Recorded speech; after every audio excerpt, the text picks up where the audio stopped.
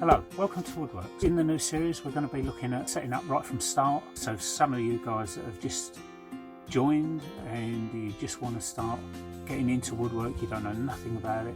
Today what we're going to do is I'm just going to show you a few tools. I'm going to break it down into sets. The first set is going to be marking tools, the next set is going to be cutting, planing. So I'm just going to show you a series of tools that you can use and you can get away with just to start off with. So nothing elaborate, nothing expensive. We'll start the series by going on straight away using hand tools. Later down the line we may get into a bit of other tooling, but let's just start with the basics, see where we go. So if this is a new hobby to you, this is the sort of thing you're going to be needing. Primarily hand tools. Easy, cheap, doesn't have to be expensive. Buy some budget tools, but buy quality budget tools. You don't have to go mad paying over the top for them. Something sensible, reasonable brands. Let's get started. So we'll start with marking. Okay, so the first tool we're going to be using, the important one, the pencil. We're going to go for something like a reasonable steel rule, just inches, centimetres, whatever you prefer to use. Again, we've got a half reasonable tape measure. Doesn't have to be anything special, just a retractable tape measure. Then we're going to go into using a tri-square. For marking, obviously we need to mark our right angles, so tri-square is the ideal. You can, if you can't get one of those little sliding angle gauge, that one gives you the 45 and the 90 degree. So we've got a little marking gauge there and a bevel gauge. There you go, bevel gauge. You can adjust that to any angle you need. So that is a good, useful little tool. Fairly cheap, pick them up anywhere, machine mark, anywhere like that. We also need a marking knife. If you can't use that, the other alternative, Stanley knife, does exactly the same job. Doesn't have to be anything particular, but it does the same job. You then got a marking gauge, which obviously, as you can see, it's got a little pin on the top there. Little marking gauge. That'll do. And you can adjust that. That's for marking your lines. Obviously I'll show you how to use all these tools.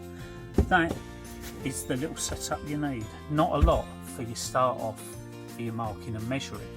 That's a very quick overview of the tools that you're going to need for measuring and marking. Okay, so now we're going to look at sawing. So obviously cutting your wood, you're going to need a decent saw. Now you can go for a saw that you could pick up on boot sales, markets, hand-me-downs, anything like that. Some of the older saws, they are the better quality saws, like the old wooden handle saws, that sort of thing. But the downside to those is that you will need to know how to sharpen them because they won't hold an edge forever. If you're going for something where you're new, you're starting up, you've not had anything or any training to sharpen anything before, I would suggest you go for something where you can pick them up. Some of the DIY stores, they sell hard point saws. Now the difference between a hard point saw and a normal saw is they're a lot cheaper, but they're disposable, and you will tell those because they've got, when you look at the teeth are black, and that is a hard point saw. They are quite usable, but they are disposable.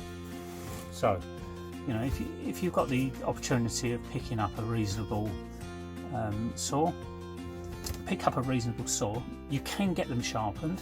You just take them to somewhere that will sharpen saws. Usually DIY stores will sharpen them for you. It's not too expensive. It's probably about £8–10 a saw to have it sharpened. So it's worth doing. I mean, you know, they will last you a lot longer. We start off with basically the saw that you're going to need are going to be a tenon saw, and you're going to need something like that, which is, that one is actually 8 tooth per inch, and that's a cross-cut saw. And again, very similar to that, same sort of thing, just a little bit coarser, a rip saw. You will then need a coping saw. That is for cutting out your smaller parts. You can turn and adjust the blade to different angles by using those levers. It will angle the blade so you can get into the bottom of dovetails, bottoms of tenons, things like that. It is a useful saw, it's worth having. Initially, your tenon saw, which is this one, just keep to about 14 tooth per inch. That is ideal for most of your joinery work, cutting your joints. That is what you're going to use. your smallest. If you're into cutting bigger, heavier chunks of timber across the grain, that means when you're looking at the timber, the grain runs down the length of the wood, cut across it with that one, which is a cross-cut saw, that one is 8 tooth per inch.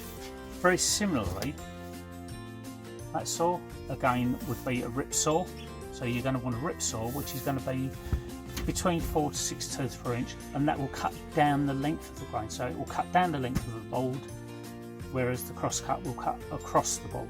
It'll also cut your sheet work, so if you're cutting plywood, MDF, things like that, you can get away with using a cross-cut saw on that. They're nice and sharp, they'll cut through it very nicely without doing too much damage. Okay, so next things you're going to need is a reasonable set of chisels. You can pick those up anywhere, again hardware shops, you don't have to spend loads and loads of money on them. You can also look around boot sales, little junk shops, things like that, and you'll pick up some old chisels. So you might find older chisels at a junk shop, boot sale, things like that. What people class as antique tools, it's not really antique. Doesn't matter what they're like. If you can pick them up. They might need a little sharpen, but that's not a major task. That's something I will show you in a later video. Failing that, you can pick up the plastic handled chisels, hardware shop, not a problem. One thing I would say to you, whatever chisels you get, some people have a tendency to hit chisels with a claw hammer. It's not a very good idea. The best thing to do, get yourself a proper wooden mallet. That is ideal for giving your little chisels a little knock into a joint. If your chisels are sharp enough, you shouldn't really need to be hitting them. I'll show you how to sharpen and what you'll need for sharpening in another video. That's all you need as far as chisels and the mallet. Another good little tool that is worth having around is a spoke shave. Brilliant little tool. That can do for your shaping. If you've got to take a little chamfer off or something, that's what you would use. So that is good. You can have hours of fun with them. Absolutely hours. Two basic planes that you need. Number one is a number 4. So it's about 2 inches, 2.5 inches wide. Number 4 Stanley plane. Again, pick them up cheap. Pick them up at boot fairs, things like that, about £8–10. You'll get Record or Stanley, something like that, at a sensible money. Worth picking up. As long as all the parts are there, it doesn't matter whether it's sharp, it's rusty, you can give it a clean up, you can refurbish it. That was actually refurbished, that one, from a rusty old wreck. And that is actually quite a nice plane to use. And along with that, a little block plane. Just a very small, again, little block plane. Pick up something like that. That will last you for ages again. And that is another tool that you can use just for trimming up small ends, like little bits of cross-grain stuff. Because the angle of the plane is actually quite low. So between there and there is a lot less than that one. That is quite a steep angle. So that's for about 45-degree angle. That one's down to about 25–30 degrees. The lower angle usually is to cut across the grain. The number 4 is for running along the grain, finishing smoothly. If you can pick up a number 5 plane, which is a jack plane, that again is useful for starting trimming down your timber from fresh. When you pick up a fresh piece of timber that's not been finished, zip it down with a number 5, clean it up with number 4, and you'll have a lovely finish on your timber. So the selection of planes we were talking about starts off with the little teeny block plane, as you can see. Okay, that's quite a useful plane. Now when I said about a number 4 plane, that would be this one. That's a nice little number 4 plane, as I said to you, which is your basic one. But when I said about going for a number 5 plane, that is the difference. Number 5 is a jack plane, which is, as you can see, between the two, is just that little bit longer. When you're riding over a long length of timber, if the surface isn't square or straight, that will take some of the undulations out. That will make the surface a lot flatter. This will smooth it. So that is a jack plane, that's a smoothing plane. That's a number 5, that's a number 4. So if you can get hold of one of these, you will be very, very lucky. They're a little bit harder to get hold of, a little bit more expensive, but if you can get one, they're worth having. They will be your 2 planes that you need. If you see them with the half mark after them, so it shows as a number 4.5 or a number 5.5, all that is referring to is the width of the sole of the plane. So as you can see, the sole of the plane there, the width of that The number 4.5 will be wider, and the same would be said of the number 5. 5.5 again will be slightly wider. Not really an issue, it's just if you're doing slightly larger jobs, it's just carrying a little bit more width to cut. So that's the difference between your planes. Block plane, number 4 and a number 5. Block, smoothing and jack plane. Okay, now just as a point of mention, if you do see these and have the chance to come across them at sensible prices, on the left you can see what is called a player plane. That is a record number 44 player plane, which is good for cutting rebates, dados, and is quite a useful plane. It comes with a set of blades, as you can see in that little pack there, various widths.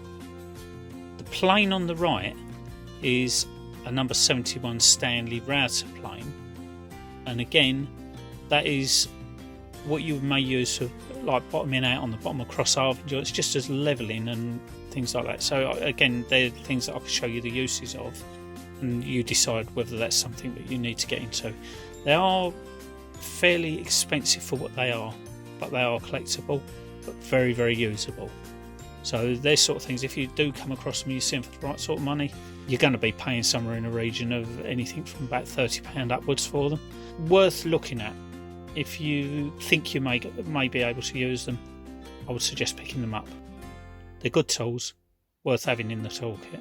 So, in addition to all that, any other things that you need? Yeah, there's a couple. You can build on your toolkit as you go. Things that you need to pick up obviously are going to be claw hammer, a little pin hammer, and if you can get them, you can usually buy them as a set, wood rasps. So the wood rasps are ideal for filing wood to shape. But obviously self-explanatory really.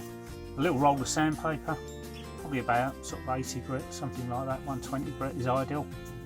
Last you for ages. That is all you're going to need. Okay, so just as an afterthought, glues. Obviously you don't want to be using the most expensive glues, which is something like that Gorilla Glue on the right there.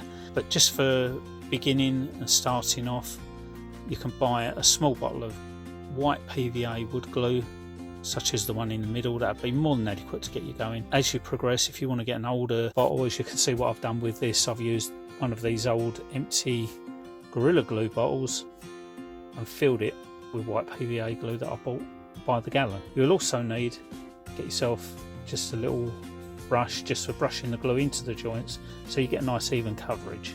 That basically is the only things you need. So today we've looked at the basic toolkit that you're going to need. From there on in, we'll start looking towards, in the next lesson, we'll start looking towards building a sharpening kit, because obviously that's something that you're going to need. You're going to want to keep your tools sharp, so I'll show you a sharpening kit on the next session. What we'll do is we'll put a little sharpening kit together. I'll show you the easiest way to sharpen things, dead simple. So you've got the basis of a toolkit there. You should, from that, then be able to pretty much carry out any basic tasks that you want to do, any little job you want to do, you should be able to do that without too much trouble. And again, you can build on your skills from there, you can build on your tools from there. Your tools are going to be the thing that you're going to need to gather together first. And if you've got that kit of tools, we can then start moving forward. Not necessarily straight away, and some people may have basics anyway. The only other thing that you would need is a reasonable set of drill bits and a rechargeable drill, or a power drill, a corded drill, whichever suits your needs. I would suggest, if you're going to start looking for a basic toolkit, a reasonable DIY store, you can get a good set of tools there. Failing that, if you want to go a little bit more budget wise, have a little wander down to a boot sale. It's surprising what you will find at boot sale. There are some really good tools there. You can put them together and build a kit out of them. It's amazing what you can do. So have a little look around, see what you can find, and when we come back, we'll have a little session on sharpening. I'll show you the sharpening kit, and then we'll gradually, over the series, we'll start building up from start to finish how you can do different joints, different projects. Thanks for watching. See you again soon.